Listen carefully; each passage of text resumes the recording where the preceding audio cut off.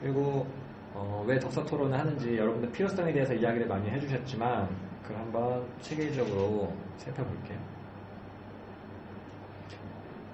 독서 토론을 그냥 독서와 다른 점이 뭐냐라고 했을 때 결국은 말하기거든요. 글쓰기랑 다른 게 뭐야? 굳이 모여서 왜 그래? 내가 집에서 책 읽고 글 쓰면 더 깊이 이해할 수 있는데 그럼에도 불구하고 독서 토론 하는 이유는 결국 말하기 듣기가 기본이에요. 그래서 우리가 의사소통 관점에서 접근을 많이 해요. 책을 아무리 깊게 이해하고 싶어라고 했을 때 인터넷 뒤져가지고 위키피디아 들어가서 더 많이 공부할 수 있어요. 그걸 떠나서 우리는 사람이 만나서 말하고 듣는 의사소통 과정이 포함되어 있어서 우리가 어떤 단어를 이해할 때 그 단어의 의미를 제대로 이해할 때 항상 반대말이 뭐야? 비슷한 말이 뭐야? 이렇게 구분하기도 하는데 그런 면에서 토론은 말하기와 듣기가 기본 전제가 되어 있어요. 그래서 여러분이 말씀하시고 이럴 때도 아까 3분 말하기 이런 것도 마찬가지고 내가 내 말을 구성해서 말을 해야 된다. 그래야 다른 사람이 듣기 좋다. 그래야 나도 다른 사람의 말을 듣고 나서 또 말을 할 수 있는 소통이 된다. 이 두 가지를 잊지 않으셨으면 합니다. 글쓰기로 바꾸면 내가 글을 쓸 때도 다른 사람이 이해하기 좋게 글을 써야 된다 라는 게 전제가 되죠. 그런 면에서 첫 번째, 두 번째가 이제 우리가 놓치지 말아야 될 거고요. 그리고 세 번째, 가치관에 대한 이야기인데 꼭 6천에 6에 이제 수점 맞추시지 마시고 휴가와 이제 연봉의 계열로 봤을 때 이제 한 번씩 여러분에게 물어보겠습니다. 두 회사 중에 선택을 하나 해야 돼요. 그래서 연봉이 많은데 휴가가 없는 회사를 선택하겠다 한번 손 들어주시겠어요? 주말을 쉬는 걸로. 근데 연봉이 2배예요. 연봉이 2배다. 이렇게 2명 들어주셨고, 그러면 연봉은 적어도 나는 휴가를 저렇게 장기적으로 길게 갈 수 있는 회사가 있다. 그래서 내려주세요. 이것도 이제 시대적인 가치관에 따라서 2달이라는 거는 여행을 거의 전제를 하는 경우가 많죠. 그리고 신혼보다. 이렇게 해서 우리가 그냥 책을 읽고 이야기하면서 다양한 사람을 만나면서 이제 뭐 당연히 야 2배면 당연히 연봉 많은 데 가야지 이런 말이 나오기 쉬워요. 우리가 당연히 뭐 저걸 질문이라고 해 뭐 이런 식의 어이없는 이런 표현들이 쉽게 우리가 나오긴 해요. 이렇게만 봐도 지금 2명과 5명으로 쪼개졌죠. 그게 독서도 마찬가지고 토론이라는 글자가 불었을 때 기본적으로 나오는 건 다양성이에요. 그 다양성에서 결국 답을 찾는다기보다는 내가 어떤 사람인지가 더 드러나요. 그래서 어느 회사가 더 좋은 회사를 물어본 게 아니라 여러분이 어떤 선택을 할 것이냐, 그러면 결국 여러분은 어떤 가치를 더 중요시하느냐 그게 돼요. 되게 아이러니한 게 다른 사람들이랑 이야기를 많이 했는데 나를 알게 된다는 거예요. 그래서 되게 재밌는 예인데 제가 영등포역에서 모임을 많이 할 때 저희가 할리스에서 모임을 많이 했는데 영등포역에 할리스 치면 A, B, C 세 군데가 있어요. 근데 저는 모임을 C에서 하고 싶어요. 매번 C에서 했어요. 그다음 영등포역 할리스에서 모임합니다. 오세요라고 하면 매번 한두 명씩은 A에 가 있거나 B에 가 있는 거예요. 그래서 저는 막 설명 열심히 하죠. 여기 3번 축으로 나오셔가지고 뭐 올리브영을 지나서 할리스 1층 넓은 데로 오시면 돼요 라고 말을 하는데 꼭 2층짜리 A에 가 있어서 제가 다시 연락해서 막 찾아오기도 하고 그랬어요. 그 시간이 되게 오래됐는데 또 어떤 분들은 버스로 오시니까 시장 쪽에서 오셔가지고 B로 그냥 들어가 보시고 이래가지고 이거 뭐야 맨날 왜 이러지? 막 했었어요. 근데 어떤 분이 말씀해 주시는데 시를 가장 설명하기 쉬운 방법이 뭘까요? 그쵸. 근데 저는 휴대백화점 있는지도 몰랐어요. 그러니까 백화점에도 관심이 없고 그냥 역에서 내려서 쭉 가가지고 카페 볼일 보고 나오고 이러니까 백화점 있는지도 몰랐는데 또 여성분들이 저 백화점 자주 이용하신다, 뭐 타임스퀘어도 있고 어쩌고저쩌고 막 이야기를 하시면서 그렇게 설명하면 좋을 것 같다라고 말씀하셔서 그렇게 말하니까 사람들 되게 잘 알아들으시더라고요. 그래서 만약에 내가 시라고 했을 때 나는 내가 엄청 나를 잘 알고 있는 것 같고 나를 설명할 때 난 영등포역에서 한 500m 가면 내가 있어 라고 말을 할 수 있지만 다른 사람 입장에서 봤을 때는 신세계백화점 건너편이 더 나를 이해하는 데 도움이 되기도 해요. 그래서 신세계백화점이 나를 이해하는 데 더 도움을 주는 거예요. 그래서 여러분은 나는 돈 욕심 별로 없어 라고 했는데 방금 왼쪽에 바로 손분도 있어요. 있을 수 있어요. 난 돈 욕심 별로 없는데 라고 생각하는 사람이 여기서 이제 딱 똑같은 질문을 했을 때 당연히 그래도 두 배면 왼쪽 아니겠어? 라고 하면은 내가 돈의 노예라기보다는 여기 있는 사람들에 비해서 내가 돈의 가치를 더 두고 있구나 휴가보다는 이런 걸 알 수 있어요. 그래서 우리가 똑같은 책을 갖고 이야기 나누다가도 저 사람보다는 내가 더 정치로 따지면 진보적이구나 또 다른 그룹에 가면 또 내가 더 보수적일 수가 있어요. 그래서 셀전에서도 유시민 씨가 되게 진보의 역할을 하고 있잖아요. 그랬을 때 제가 그때 대학원 교수님이 그분이 독일에서 이제 박사까지 다 하시는 분인데 유시민급이면 중도 보수다라고 말씀하셔가지고 한 되게 놀랐어요. 아니 저 사람은 우리 진보의 핵인데 저 사람이 왜 중도 보수냐라고 했는데 독일은 한번 나치를 겪고 나서 굉장히 작용화가 돼 있어서 유시민 정도의 사상을 갖고 있으면 중도 보수를 친다. 그러니까 상대적이라는 이야기를 하고 싶어서 예를 들어주신 건데 그것처럼 우리 인간도 결국 가치가 상대적이기 때문에 토론하는 과정 속에서 나의 위치를 그때그때 잡아가는 게 있어요. 그래서 세 번째는 내가 혼자 글 아무리 열심히 쓰고 이런 것보다 내가 토론하면서 나의 가치관을 정립할 수 있는 게 포인트다. 그래서 이걸로 따지면 여러분이 생각했을 때 여러분은 이성적이다, 감성적이다 라고 여러분이 나눌 수 있을 거예요, 나름. 근데 다 인물마다 결국 다 상대적이에요. 다 자기가 생각하는 거고 어떤 기준이 따라 있는 건데 여러분도 결국 토론을 하면서 내가 어떤 사람이구나를 조금씩 찾아가는 과정이 될 거라고 생각을 합니다.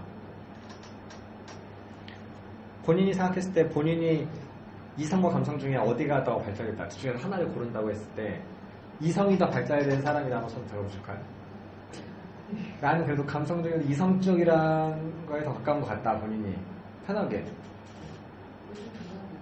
요즘 더 이성적으로? 아니 감성. 요즘 감성적으로? 수학생이니까 약간 이미지가 있을 수 있는데 말씀 내주시고 나머지는 본인은 더 감성적이다라고 생각을 하시나요? 네. 그거를 더 감성적인 사람을 만나면 나는 이성적이다 그러지 마 울지 마 왜 울어 막 이렇게 될 수도 있어요. 그런 거를 계속 잡아가는 게 토론의 매력이다 라는 생각을 하면 좋을 것 같고 그러니까 좀 더 관점을 넓혀서 사회자가 되면 저 사람은 어떤 사람이다라는 어느 정도의 감이 잡혀요. 근데 그게 되게 위험하다고 보는 사람이 있는데 모든 사람이 편견을 안 가질 수 없어요. 편견 안 가질 수 없는데 그거를 갖고 수정하고 갖고 수정하는 게 반복되는 게 더 좋다고 저는 생각을 해요. 이 사람은 이런 사람이구나. 이런 사람이 아닐 수도 있네. 그러니까 반복해야지. 저 사람의 선입관을 갖지 않아야지라고 하면은 난 저 사람의 관심을 끊을 거야 라는 말 같아요. 그래서 계속 모임을 똑같이 진행하다 보면 이 사람이 어떤 시각을 갖고 있는지가 좀 보일 때가 있어요. 그래서 저 같은 경우도 이런 인물들을 구상했을 때가 저는 모임을 하고 이제 다 녹음을 해서 다시 듣고 이런 과정을 계속 하다 보니까 똑같은 상황에서 계속 정치 얘기하고 사회 얘기하는 사람이 있고 계속 그냥 자기의 이제 관심사, 자기의 철학에 이렇게 집중하는 사람이 있고 어떤 사람은 되게 유미적인 사람이 있고 이렇게 다 성향이 다르다. 되게 지식 뿜는 거 좋아하는 사람이 있고 그런 사람이 다 다르다는 걸 느껴서 이렇게 캐릭터화했던 건데 여러분도 여러분 모임을 이제 하시고 오랫동안 사람을 만나보면 야, 이 책은 네가 좋아할 것 같아. 이 부분은 네가 좋아할 줄 알았어. 너 이 부분은 좀 불편하지 않았니? 라는 감이 와요. 당신의 성향에 맞게 이런 느낌이 우리가 그걸 또 이제 관심과 애정으로 볼 수 있는데 그걸 도서 토론 모임을 통해서 할 수 있다. 그러고요. 그리고 가장 마지막으로 가장 중요한 건 생각의 유연성. 그래서 책을 많이 읽는 사람을 좋다고 우리가 많이 하죠. 그때 가장 나오는 말 중에 하나도 히틀러도 책을 많이 읽었다예요. 히틀러도 말을 잘해요. 히틀러도 굉장히 똑똑해요. 설득도 잘하고 리더십도 짱이죠 나름. 전략적으로 되게 일을 잘해요.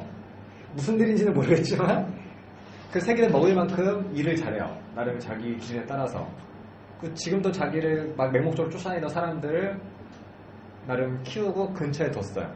그러면 다 결과가 안 좋아서 그렇게 다 좋은 사람 같잖아요. 근데 그런 걸 우리가 위험하다고 할 수 있는 게 어떤 비판이나 토론이 없이 자기 생각을 올곧게 유지하고 똑같이 책을 많이 읽어도 자기 생각을 지지하는 책만 계속 읽는. 근데 인간 자체가 원래 보고 싶은 거 본다 이런 말 있잖아요. 그리고 확증편향이라는 막 되게 멋있는 말도 있는데 내가 좋아하는 사람들, 내가 좋아하는 책들, 나한테 좋은 말들만 계속 접하고 그런 책을 아무리 많이 읽어도 결국은 더 나의 생각이 굳어지는 경우만 나올 수가 있어요. 그래서 책은 도끼다라는 말이 있지만 내가 나한테 듣기 싫은 소리 하는 날 깨주는 책을 스스로 찾아듣기는 많이 어려워요. 대신 우리가 이런 자리를 통해서 책을 하나를 읽고 다양한 사람을 만나면서 나의 틀이 조금씩 유연해질 수 있다. 뭐 깨지진 않더라도. 그래서 독서 토론을 하면서는 좀 더 다양성을 인정해주는 그런 생각의 유연함을 인정해주는 걸 가장 저는 중요하다고 생각해요. 그래서 저는 약간 의도적으로 반대 놀이를 해요. 사실 어떤 모임 하면 되게 다 일치하고 서로가 되게 좋아할 때가 있어요. 맞아 막 이랬을 때 그냥 일부러 약간 반대의 논조를 던져서 싸움을 만들 때도 있어요. 싸움은 사실 서로 만들면 이간질하는 건데 제가 싸우면 괜찮죠? 그래서 막 해가지고 괜히 아닌 척 막 해가지고 얼마 전에 여기 당사자가 있어서 좀 그런데 그러니까 과학책 얘기했었잖아요. 막 과학해서 과학 정말 필요하고 막 과학 짱이고 막 해가지고 그때 그냥 있다가 과학이 좋긴 하지만 저도 과학이 좋으니까 하고 과학이 중요하다는 걸 알아서 했는데 그때 약간 그냥 어긋나는 어깃장을 살짝 놔요. 근데 과학이 너무 이런 태도로 가면 좀 그렇지 않나요? 라고 하면은 막 이야기를 막 해요. 그러면 그러고 나서 네가 맞다 내가 맞다보다 그런 생각을 이제 서로 교류하는 정도로 일부러 전 태클에 걸기도 하는데 그거를 제가 예전에 페이지 모임 가서 어깃장을 놨다가 한번 대포 당한 적이 있거든요. 근데 이제 앞으로 나눠서도 이야기할 거지만 또 개인의 경험과 개인의 이제 다 처한 상황이 있기 때문에 그게 어렵긴 하지만 어느 정도는 생각의 유연함을 이제 만들 수 있는 그런 독서 토론 자리가 되기를 저는 기원합니다. 그래서 여러분들도 어떤 성향의 특정 대상을 상대로 모임을 할 때 더 그런 경향이 되게 같거든요. 왜냐면 나랑 관심과 취미가 비슷한 사람이 취향의 모임을 가지면 어느 논조도 같아지는 경우가 있어요. 근데 그거를 지금 SNS 시대에는 더 위험하게 봐요. 어떤 특정 커뮤니티나 어떤 특정 유튜브 채널 같은 것들이 더 극단화되는 경향이 있고 그거를 실제로 사회학으로도 발칸화라고 하는데 점점 날카로워지고 그리고 조금만 중도 쪽으로 가면은 너 나가 별이 달라 이런 식으로 해서 더 극단화되고 더 뾰족해지고 더 이제 혐오의 시대가 되기도 하는데 그 독서 토론은 이제 다양한 사람을 만나는 게 좋고 다양한 사람이 이루어지지 않으면 생각이라도 다양하게 할 수 있는 걸 던져주는 게 사회자의 역할이 아닌가. 네, 다음은 타인의 시선에 대해서 이야기를 해볼 건데요. 이 그림을 보시면 우리가 프리즘이라고 하는 건데 다들 아시죠? 이 프리즘을 통해서 보면 우리가 무지개색이라고 하는 아름다운 색을 만날 수 있는데요. 처음 과학자들은 이 프리즘이 빛에서 이 색을 만들어낸다고 생각을 했대요. 하지만 알고 봤더니 이 빛 안에는 이 7가지 이상의 수만 가지 색이 담겨 있었던 거죠. 그 중에서 우리가 볼 수 있는 가시광선이라고 하는 게 이것 정도지 그 외에 전체 비율로 봤을 때는 굉장히 적은 부분만 우리가 볼 수 있는 거예요. 그래서 이 점을 우리가 인지하고 있다면 야, 내가 봤어. 그게 맞아. 라고 나의 시각에서 생각하는 것들이 굉장히 좁은 부분일 수 있어요. 그래서 그런 면에서 이런 무지개색이 다양성에 대한 상징 넘어서 우리가 이 무지개색 외적인 것들도 더 큰 그림으로 생각을 할 수 있는 그래서 내가 이제 옳고 내가 중심인 것이 아니다 라는 생각을 할 수 있는 상징으로 이 프리즘과 무지개 그림을 떠올리시면 좋을 것 같습니다. 그리고 실제로 독서 모임, 이런 북클럽을 하는 많은 분들 중에 고민이 어, 오히려 다른 사람의 이야기를 많이 듣다 보면 내 생각을 정리하는데 더 버거울 때가 있다는 말씀을 하세요. 그리고 어떤 분들은 다른 사람의 생각이 내 생각이라고 생각하고 약간 무비판적으로 수용하는 경우도 많은데요. 그래서 제가 쓰는 방법은 우선 이런 독서 모임, 클럽을 하기 전에 나의 이야기를 솔직하게 그리고 구조화시켜서 생각을 정리를 합니다. 그리고 나서 다른 사람과 토론하는 과정에서 상대방의 이야기는 이제 오른쪽에 정리를 해요. 여기서 중요한 건 상대방의 이야기도 중요하다, 중요하지 않다 이런 평가의 필터링에 거치지 않고 자연스럽게 남기는 건데요. 그래서 왼쪽에 I, 오른쪽에 U, 당신의 이야기를 구분해서 담고 이외에 북클럽이 끝난 이후에 함께 정리하면서 에세이도 쓰고 내 생각을 다시 한번 마무리를 짓는 겁니다. 실제로 제가 논문 쓸 때도 나름 열심히 논문용이니까 모임하면서 후기를 적고 그리고 녹음도 같이 병행했었는데요. 끝나고 나서 이제 녹음한 내용을 다시 듣다 보면 제가 나름 정리했다고 하는 후기와도 차이점이 많이 있었어요. 가장 큰 것 중 하나는 아예 편집. 다른 사람 이야기를 아예 담지 않은 것. 그 두 번째는 담긴 담았어도 나의 생각과 나의 필터링에 거쳐서 그런 식으로 옮기는 것들. 그래서 우리가 인간은 보고 싶은 것만 본다. 그래서 확증 편향이란 말도 있고 그런데 그런 거에서 조금이나마 벗어나고자 오늘 왼쪽과 오른쪽을 나누어서 섣불리 위, 섣불리 우리로 섞이지 않도록 구분한 다음에 그 이후의 과정을 거치기를 권유해 드립니다. 다음은 많은 분들이 이제 원하시고 또 이제 필요로 하시는 발제법, 그러니까 질문을 만드는 것에 대한 이야기인데요. 다양한 방법 중에 가장 먼저 알려드릴 건 제가 가장 많이 사용하고 있는 깔때기 독서법입니다. 입체적으로 본다고 생각하시면 좋은데 깔때기라고 하는 이유는 입체적인 것들을 그대로 그 상태로 두는 게 아니라 다 쥐어짜서 마지막 엑기스로 내면의 질문까지 만드는 걸 저는 권유하고 있어요. 그래서 한번 예를 들어서 보겠습니다.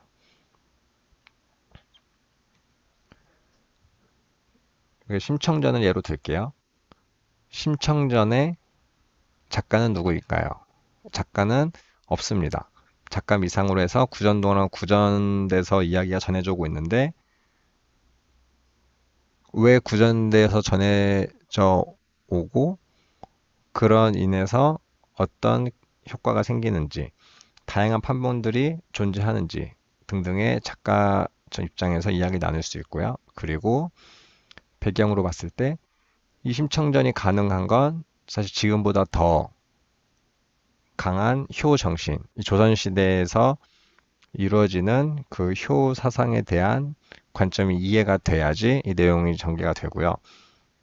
그리고 이 작품은 이 작품 내적으로 이게 어떤 내용인지 내용에서 이야기 나눌 것들 그리고 이 내용을 어떤 식으로 전달을 하는지 그래서 여기서는 판소리 소설로서 실제로 노래로 부를 수 있는 구절들 그리고 되게 서술자가 직접적으로 이야기를 전달하면서 중간중간에 감정을 나타내는 부분들 이런 식의 내용과 그 내용을 전달하는 방법들에 대해 이야기 나눌 수 있고요. 그리고 독자의 시각으로 봤을 때 독자는 결국 우리죠. 우리가 심청전을 어떻게 받아들이냐 이건데 그 당시의 느낌, 그 당시에 그 작가가 전해주고자 했던 메시지 넘어서 지금 나에게 어떻게 와닿는지 어떤 감상을 갖는지 어떤 부분에 인상 깊었는지 자연스럽게 이야기를 나눠요. 그래서 주인공은 분명히 심청이죠. 그리고 신봉사 그런 메인 인물을 넘어서 누군가는 뺑덕 엄마가 왜 그랬는지 궁금해하고 그리고 뺑덕 엄마의 아들인 뺑덕이를 궁금해해서 뺑덕이라는 소설을 쓰기도 해요. 실제로 비중의 존재 넘어서 나한테 어떻게 와닿는지 그리고 그 중은 종교인으로서 왜 공양미 300석을 바치라고 해놓고 지키지 않았는지, 그리고 그 신봉사는 조금은 염치 없어 보이지 않는지, 이런 질문들은 실제로 청소년들이랑 토론할 때 많이 나왔어요. 주제가 뭐야? 핵심이 뭐야? 이걸 넘어서 어떻게 너희들이 받아들였니? 라고 했을 때 다양하게 나올 수 있는 생각들이고요. 그리고 마지막은 이제 내면화. 내가 심청이라면 그렇게 인당수에 빠져서 부모님을 위해 효도를 할 수 있을까? 내가 신봉사였다면 내가 눈을 낳고 싶은, 앞을 보고 싶은 욕망을 저버리고 그냥 살아갈 것인가? 아니면 그런 나의 욕망을 조금이라도 드러낼 것인가? 내가 뺑덕 엄마라면 도와줬을까? 아니면 또 등쳐먹었을까? 등등의 많은 생각들을 이제 내면화하는 질문들을 다 이야기 내놓으면 또 이야기를 풍성하게 나눌 수 있어요. 기억이 나시려는지 모르겠지만 이거는 이제 중고등학교 때 우리가 많이 작품을 분석하고 비평하는데 썼던 방법들을 잘 섞어 놓은 거예요. 그래서 우리가 작가론적으로 보거나, 그리고 그 시대 배경을 중심으로 보거나, 작품 내적인 다양한 스킬적으로 보거나, 그리고 독자 반응으로 이제 감상 중심으로 보거나, 이렇게 해서 문학 비평론의 흐름이기도 하고, 이제 우리가 감상하는 하나의 렌즈라고 생각하시면 좋을 것 같아요. 근데 이거를 골고루 이렇게 보는 습관을 기르면 우리가 다양한 이야기거리를 어떤 작품에서든지 만들어낼 수 있습니다. 그런 면에서 이거는 우리가 이제 매번 해야 될 질문 과제의 이제 바탕이 되기도 해요. 그래서 그 작품마다 이 작가가 누굴까? 이건 언제 쓰여진 거고 어디를 배경으로 하지? 그 이 작품은 어떤 형식이지? 어떤 형식으로 어떤 내용을 담아냈을까? 그리고 나는 여기서 무엇을 느끼지? 그리고 만약 나라면 어떻게 적용할 수 있을까? 라는 질문들을 자연스럽게 이제 꺼낼 수 있습니다. 네, 이렇게 1강을 마치는데요. 추가적인 질문사항 있으시면 언제든지 문의 주시면 좋을 것 같습니다. 다음은 자유도서 토론 시간을 갖도록 할게요. 감사합니다.